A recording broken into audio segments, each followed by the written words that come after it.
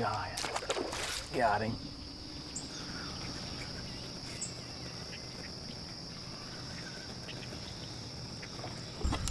Let's get you in that. Yep. Good start. We can do this. Well, here we are on the Mississippi River. The Tackle Warehouse title presented by Mercury is over and done with. We got ourselves a brand new champion, Mr. Jimmy Washam. Dude, you crushed it yesterday. Yes, sir, man. It could not have went any better. What a magical week to just kind of survive the week and then land on the big school right before championship day. Wearing this belt, man, it's awesome. It was a perfectly executed game plan. You utilized a lot of the river here on Pool 8. We're getting some storms coming in. But heck, they're probably gonna bite, so we might as well splash this thing in, go snatch a few, learn how you did it, and have a little bit of fun. Promise you they're chewing right now. Let's go see what we can do. Let's get it.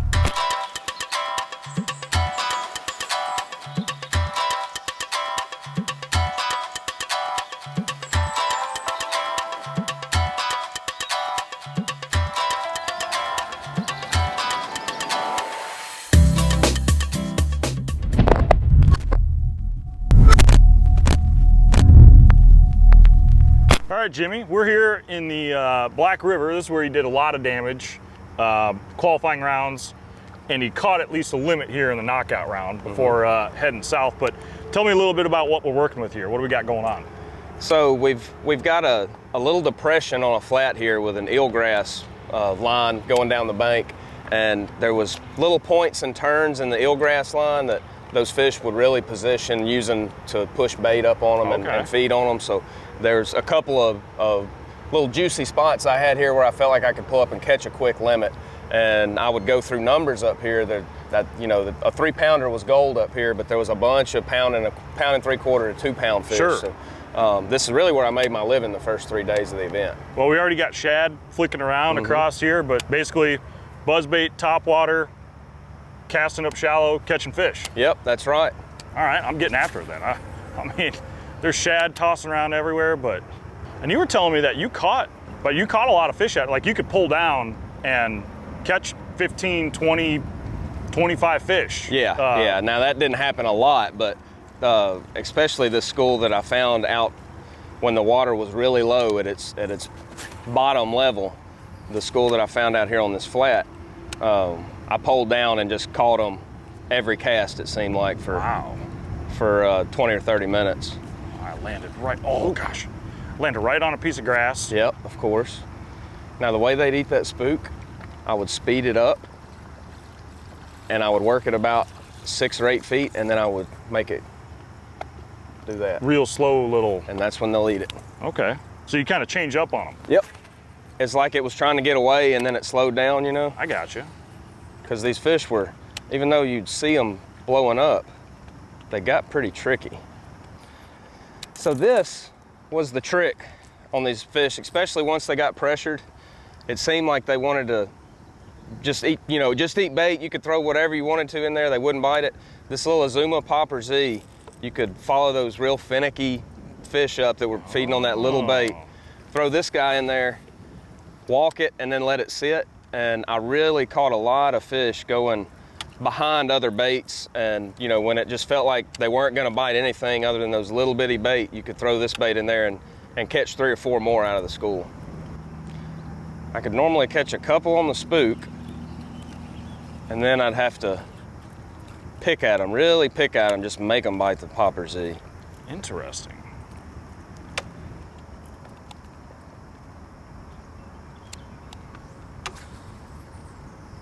Across the streams. There she is. Just got to make them eat it. That's right. All right. Get up in here, river fish. They could not stand that Popper Z. Even when they were blowing up, you'd think they'd bite anything. That little Popper Z is what they wanted. So. And it's a nice little, you know, compact size too. Like a lot of these shad aren't, you know, overly giant.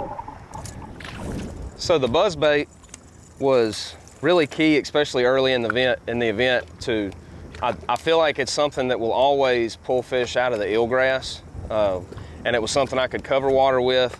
And with that bi-rotating blade, I could really slow it down. It has a different sound than most buzzbaits on the market, and I really got a lot of bites with it. And to me, the black and the gold, if you can get the bites on this, I think you catch bigger fish on that color combination. And that was a huge player, especially on days 1 and 2. Some really key fish that I could just go down this eelgrass line or even hit the pockets inside the eelgrass with it, cover water, and put it in my hand with confidence and know I was going to get a good bite on it. And what is that buzzbait? That is the Black Bass Tackle Industries BRD. It stands for Bi-Rotating Delta, half-ounce buzzbait. It's just got a black toad on it, and during tournament hours, I just about 100% of the time I'm going to hang a trailer hook on it because it's just not worth letting that big fish pull off. And I caught several fish that just had the trailer hook this week. And you were saying that, like, you know, right now we're going down this grass line, and you could just put this in your hand, go down this eelgrass, and just, you know, get a bite every now and again. That's right. And, you know, I would catch a fish and pole down, and then I might be able to pick up the popper Z or the walking bait and kind of seine the area and catch another fish or two. But this would locate them, and this would catch good fish if you just put it in your hand and went with it. Okay.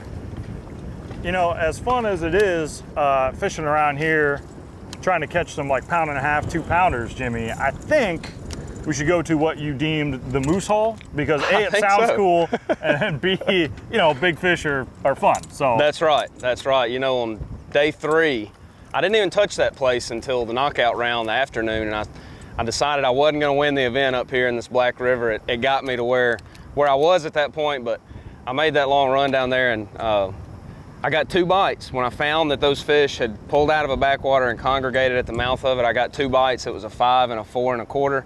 I set my rod down, and I told the camera guy, I said, I might can win right here.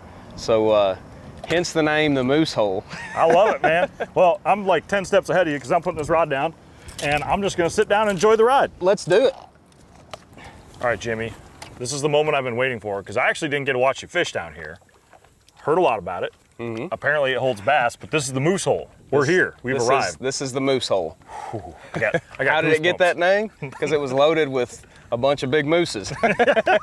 Very fitting, very fitting. Actually, as we pulled up, there was a great big one that blew up here, so they might still live here. Yep. They might not. There's only one way to find out. We may have weighed them all in, but I bet there's 1 or 2, so hopefully we can get a bite. And just tell me a little bit about, I mean, this was, topwater was kind of the deal. You also caught them on a Nico, but I mean, just break down a little what we got happening in front of us here. Yeah, so we had a big backwater area that I found fish in practice. Our low water conditions evidently congregated those fish out to the mouth of this where we have a rock row.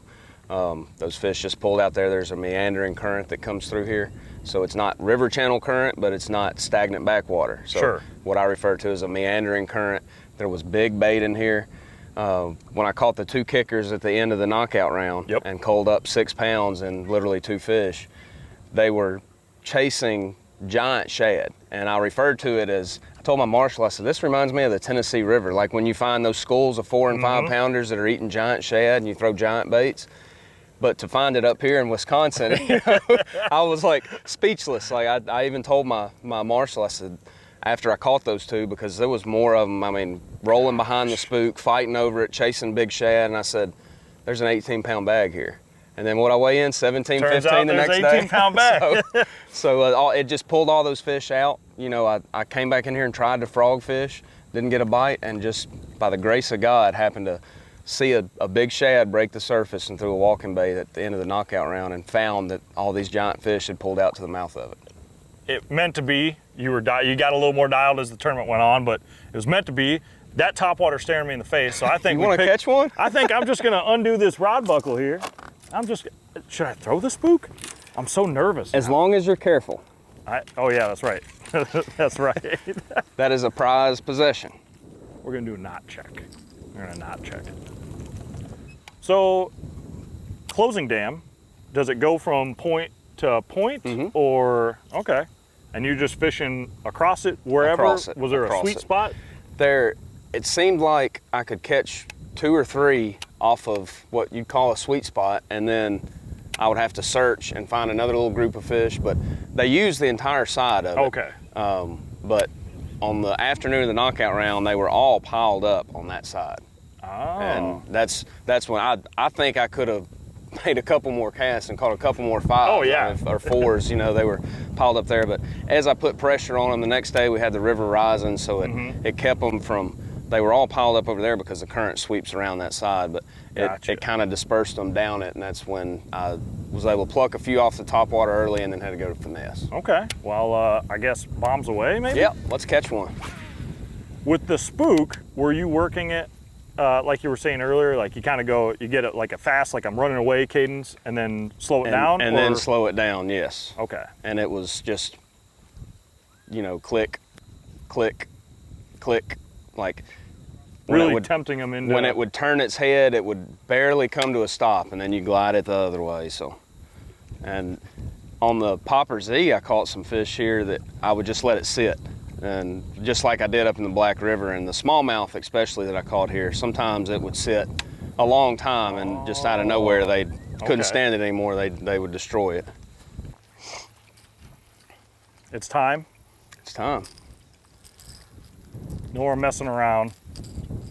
Pulling the big guns out. That's right. You know, after the topwater bite died, I started thinking yesterday on championship day, how in the world can I fish something this treacherous, you know, rip-rappy, finesse style? So I pulled out a shaky head, first cast, actually had a fish grab it. I'm like, is that a fish? I feel him spit it out. Second cast, I catch one. The third cast, I get hung, break it off. I retie. 2 casts later, get hung, break it off. I said, shaky head's not the deal. Nah, this is not productive. So I put on the Nico rig just a simple little finesse worm, nail weight. That's something that the hook stays up off the bottom, and you can just kind of dance it along that rock. And literally, it did not hit the bottom the first cast. I caught one. And then I realized that was really the ticket for those conditions. They had got off the top water, they had felt the pressure, and you know, just kind of slow and steady worked, you know, the next 2 or 3 hours, and would upgrade every few minutes on the, or you know, at least once an hour on the Nico rig. And you said it's not really that, I mean, what you said, 1.5 foot or something. I mean, it's not super deep water, so you're not really having to let that 1 thing... to 2 foot up on top of it, but you got steep sides, so that's where the Nico rig really shined. I could work it over that stuff and then back down the side. Still cover, Yeah, and not get hung on every cast. This is probably kind of not a hard question to answer, but I mean, you know, we're only a day removed from, you know, the biggest tournament win of your career. By a long shot. Have you had, like, you know, when you laid in bed last night, did you think about, you've had like kind of a short journey to where we're at now? If I could say, you know, like you got your first fiberglass boat not too long ago, pro circuit for 2 years. You got a win at the Toyota Series earlier this year. Like, things just kind of really started building up and happening. It seems quickly for you. Very much so. You know, when I look back on it, it was 2016. I bought an old fiberglass Ranger and decided I'd fish the BFLs as a boater. I won the second BFL that I ever fished as a boater, so that actually helped, you know, pay the old boat off and get me started. The Toyota Series, I went through some rough times with mechanical failure along the way, and then ended up investing in a little bit newer boat, and then found success there. I, you know, stepped after a 3rd place AOI finish there in 2019. I stepped up to the pro circuit, and in 2 years here, I almost won my 2nd pro event at the Harris Chain. Yep. I've had 2 consistent years, so it's, when I look back on it, it's amazing because it doesn't feel like it's been that much success that quickly, you know. And I'm so thankful for it. The thing is, I understand life doesn't just keep going like this all the time, you know. It's so, tournament fishing is so fragile. But yeah, the 2 years at the pro level, you know, after my first event at Sam Rayburn last year, I walked away from that finishing 69th, and I said, I'm better than that. I can hang with these guys. And ever since then, I've felt comfortable and confident, and this right here obviously affirms that I belong here. You know, it's been my goal to have longevity in this sport. This right here will certainly help with that, but it's amazing to look at that short time period and everything that's happened. Yeah, well, and it's got to be cool to get a win on the Mississippi River. You know, you were talking about growing up fishing the Mississippi, but substantially farther away from where we are now. Yeah. You know, 800 miles, whatever. Long but, way from here. I mean, same body of water. This same water is the stuff you'd be fishing. That's right. Down there. That also kind of has to be pretty special to you as well. It really is. You know, it fishes totally differently than it does in the Memphis area, you know, south of here, but it's still a place that I can remember my dad taking me when I was 5 or 6 years old and slinging a spinnerbait by a log and catching a bass. So that right there is very special, just, you know, to be on that same river system that got it all started, really. Well, I mean, it was a heck of a week. You know, I've said it before, the game plan this week, the way you utilized the Black River early in the event, came down to where you had some bigger fish to, you know, end the knockout round and then ultimately the championship round. It was a flawless tournament for you. It was super awesome to watch you, you know, get your first big win and, you know, end the season, end the pro circuit season on a high note. Yeah. I wish we could end it on a high note with like a 5-pounder blowing up on this topwater, but, you know, we're getting kind of high skies here now. Things aren't really happening, so you got to hit the road, I got to hit the road. We got a place to be. That's right. We might as well, you know, maybe make one more cast and One more, call her a day. give it another chance. Yep. Yeah, but other than that, man, hey, Hey, I've enjoyed it. Thank you so much. heck of a job. Congrats. Safe travels home. And, You too, bud. maybe we'll go duck hunting this fall. Absolutely, we're gonna do that. I'm gonna come up north with you, and then you'll come down south Yes. later in the year when everything's froze up here. I so. love it. I love it.